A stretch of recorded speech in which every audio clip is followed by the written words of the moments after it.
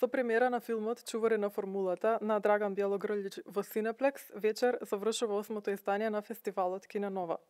Што можат гледачите да очекуваат вечер и зошто баш овој филм е избор како за последната вечер од фестивалот? Да, ви благодарам на поканата најпрво. Вечерва го затвораме свечено меѓународниот филмски фестивал, 8-то издание на меѓународниот филмски фестивал Кино Нова.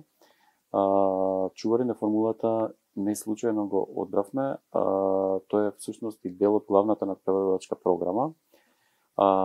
Филмот е најновиот филм на Драган Бjelogrlić.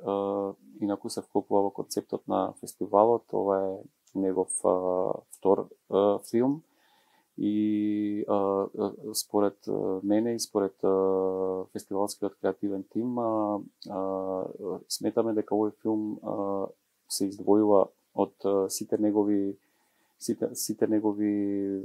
филмови претходно, се што тој работел, се работи за еден сериозно направен филм, значи артхаус филм, кој што обработува една многу интересна тема, сериозна тема, за еден настан, всушност кој што се случил во 60-тите години. Така што овој филм инаку само што ја имаше светската премиера, всушност на филмскиот фестивал во Локарно. И еве во Македонија да кажам дека ние имаме голема ексклузива, зашто особено му благодарам на еден од продуцентите, всушност македонски копродуцент, бидејќи филмот е српско-македонска копродукција и српско-македонско-француска копродукција. Така што македонскиот продуцент Томис Алковски се потруди да ја имаме всушност регионалната премиера, значи на 7 дена пред српската премиера, пред домашната премиера на овој филм, што е навистина голема ексклузива и сум навистина благодарен. Филмот беше прикажан, како што кажа, во Локарно, каде што беше го видеа 1000 публика, значи беше прикажан во програмата Пјаца Гранде на отворено и тоа се значи и таму исто така, значи филмот предизвика бура од реакции и сериозно внимание. Да имате 8000 публика, тоа е навистина нешто значајно. Инаку, да, филмот доби награди исто така и на Сараевскиот филмски фестивал, но без разлика на тоа, не е тоа клучно за нас. Навистина, и јас лично и целиот тим сметаме дека се издвојува овој филм и мислам дека ќе го предизвика вниманието на целата регионална јавност, бидејќи сите не засега тоа што во филмот се случува, бидејќи филмот се базира всушност на вистински настани. Ете, тоа можам да го кажам, филмот се бори за една од наградите, жирито се уште одлучува жестоко, така што ќе ги имаме вечерва резултатите. Годинава српскиот актер Бранислав Лечиќ е добитник на наградата за особен придонес во филмската уметност. Може ли да ми кажете кои се главните критериуми по кои што го бирате добитникот за оваа награда? Повеќе критериуми се, секако. Првиот и главен критериум е тоа што за ваква голема награда, нели, која што гласи награда за особен придонес во филмската уметност, е пред се критериумот. Првиот критериум е да нели, личноста, поточно уметникот, има значаен труд, значи значајни дела позади себе и да тие дела представуваат некаков урнек и пример за идните генерации, значи за оние кои што доаѓаат, едноставно да биде еден вид на инспирација во нивната работа. И сметавме дека овој наш гостин кој што веќе го наградивме го исполнува тој критериум. Исто така еден од критериумите да овие личности имаат некоја, нели, по блиска и по-длабока конекција со оние на кои што им се обраќаат, всушност на публиката и на јавноста, и сметавме дека, како и претходните добитници, дека овој наш лауреат навистина има една особена харизма и која што одбележува едно време која што значи еден актер кој што има особен актерски сензибилитет, ги играше улогите во еден свој манир и мислам дека навистина се издвојува. Инаку нели има и некои други аспекти кои што се нели во однос на таа награда, меѓутоа да не должиме. Можевме да забележиме дека беа прикажани и кратки долги филмови од Балкан, од Европа, меѓутоа фокусот на филмовите некако обработува содржини поврзани со жените, социјални приказни, драматични приказни. Еве, може ли да ми кажете колков беше предизвикот најпрвен да ги донесете филмовите тука, меѓутоа и зошто баш овие теми беа главниот фокус? Зошто овие теми, би кажал дека најмногу затоа што Кина Нова е целосно отворен фестивал и целосно демократичен фестивал и ние како тим, всушност никој не наметнува некаква тема на фестивалот, ниту некакви нели посебни како да кажам стилови да бидат застапени. Во тоа име ние исто така не задолжително ги следиме трендовите кои што постојат можеби на некои од големите фестивали или задолжително да ги прикажеме наградените филмови, туку пред се е критериумот добар филм, добра тема, можеби оригинален филмски јазик и оригинална нарација е некаква исто така предност и ангажираност во однос на тематиките. Тука исто така имаат предност, бидејќи сметаме дека и јас лично, меѓутоа и фестивалскиот тим, дека филмот може да се употреби како еден медиум за алармирање на одредени состојби, за комуницирање на одредени проблеми и буквално да го менува, да ја менува реалноста, да ја менува денешницата, да го менува совремието и всушност и светот. Што е пака звучи нели доста утописки, доста невозможно можеби, меѓутоа мислам дека таа верба треба да постои. Во тоа име доста од филмовите се со ангажирана тематика, постојат филмови кои што, како што напоменавте, обработуваат теми особено за женски теми, како да ги наречеме, значи родова нееднаквост, родово насилство, значи например филмот Фем е исклучителен во таа смисла, кој што обработува тема за еден травестит и сите предизвици кои што може да ги доживее во една поларизирана средина каде што нели може да биде идентификуван како многу различен, неприфатлив и така натаму, нешто со што и ние се соочуваме. Така што има еден друг филм 20.000 видови пчели кој што го обработува феноменот исто така на трансродово лице, меѓутоа никој до сега не ја фатил темата на трансродово дете, например, и нешто со кое што некој од нели во денешницата исто така луѓето се соочуваат. Така што нели филмот е уметност, ние го гледаме како уметност и нели е дозволува таа слобода да обработува одредени феномени од животот. Како што кажав, имаме доста филмови, особено во кратката програма, кои што се бават со насилство врз жената. И тие филмови, морам да кажам дека дури има и предност, бидејќи се навистина е нешто што е сензитивно и што треба да биде прикажано и да се држи како актуелна тематика, како и всушност било какво насилство врз било каква група на да речеме маргинални лица или послаби, да речеме ранливи групи, ранливи лица и така натаму. Така што тоа би било. Во рамките на Кина Нова годинава беа прикажани и 4 играни филма од полската кинематографија. Тоа е нели понудени како партнерска програма на Кина Нова и Висла. Еве, може ли нешто поконкретно околу полската кинематографија? Што е она што издвојува од другите и дали сметате дека нашите филмаџи, нашите љубители на филмови покажуваат интерес за вакви филмови? Мислите конкретно за полските така, или за кинематографии кои што не се толку познати кај нас? Па и за полските, ама и за кинематограферите.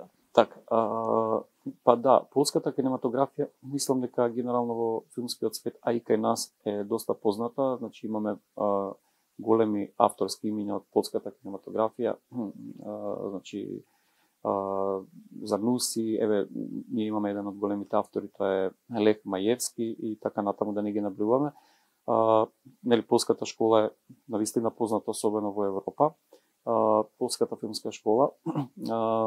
Ние оваа програма ја реализираме во партнерство со полскиот патувачки филмски фестивал Вистула, кој што не одбра нас во Македонија со нас да соработува и преку нив ние ги донесовме оваа година како и минатата 4 полски филмови.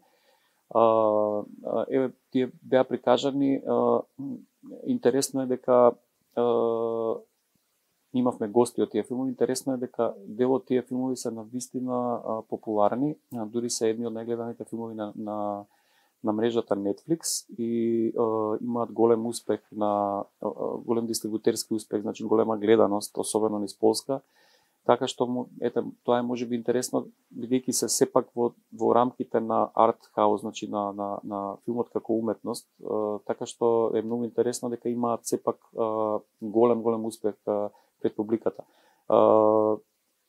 Да, мислам, имавме одредена публика која што ги погледна филмовите и сметам дека е многу интересна полската кинематографија, имаат наистина голема продукција всушност. Кина Нова е фестивал кој што годинава го одбележува 8-то издание, значи несомнено веќе години наназад нуди квалитетни содржини за јавноста и е навистина препознатлив по тоа што по содржините кои што ги нуди. Еве, може ли да ни откриете која е водечката инспирација при создавањето на програмата? Водечката инспирација е всушност нашата мисијата на фестивалот, мисијата со која што и идејата основна со кој што е основан овој фестивал всушност е да им овозможи простор и простор на младите, на новите филмски автори, на дебитантите. Нешто што е навистина многу тешко, бидејќи пробивањето во филмскиот свет е навистина долг и некогаш мачен процес. Долг е секако, бидејќи зактева, мислам, зактева многу аспекти да бидат задоволени. Продукцијата на филмот навистина бара финансиска поддршка, потоа промоција на филмот и така натаму, така што не е баш лесен тој пат. Бидејќи јас сум режисер, го знам тоа и навистина сметам дека е една благородна мисија и така што клучното нешто при правењето на овој фестивал и на целата програма е да овозможиме на млади автори, на нови автори да бидат афирмирани, да бидат препознаени и откриени на нашиот фестивал.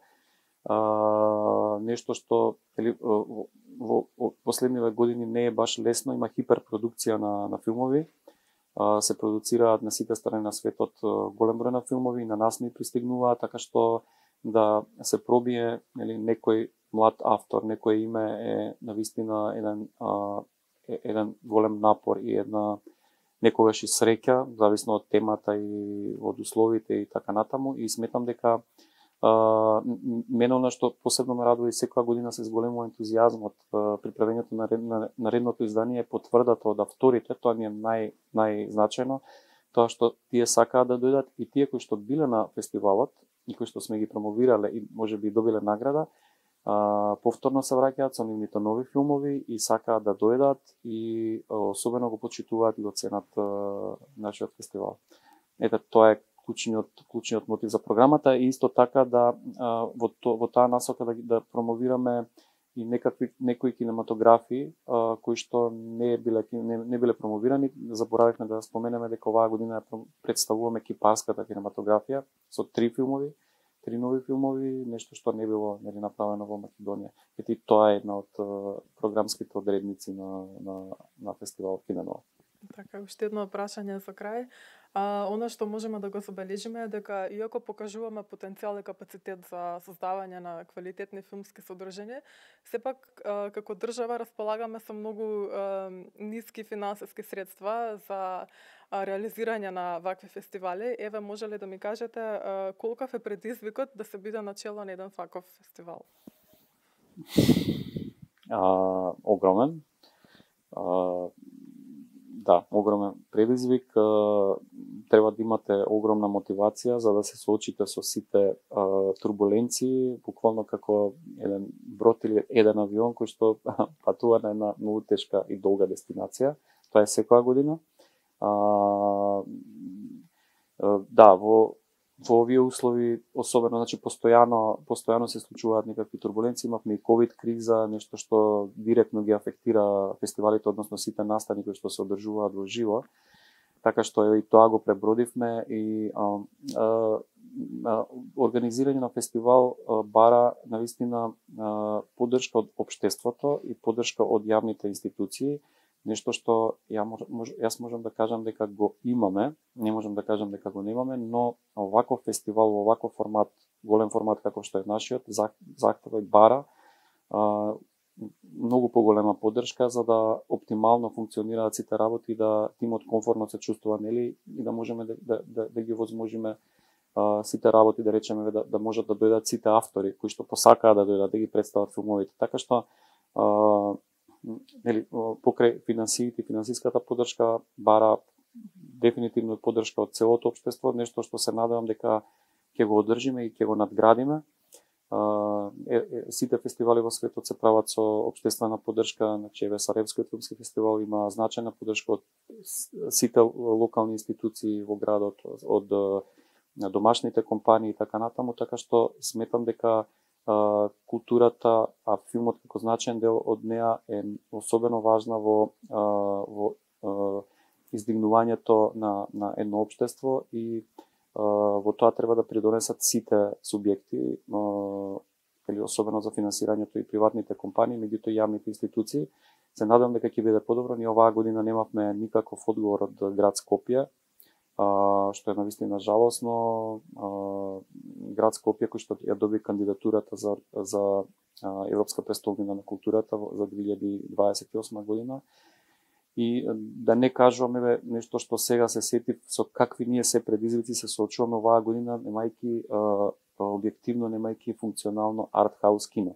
Ние сме благодарни што имаме поддршката од Cineplex, секако, ние ги овозможија сите услови и фестивалот фантастично функционира.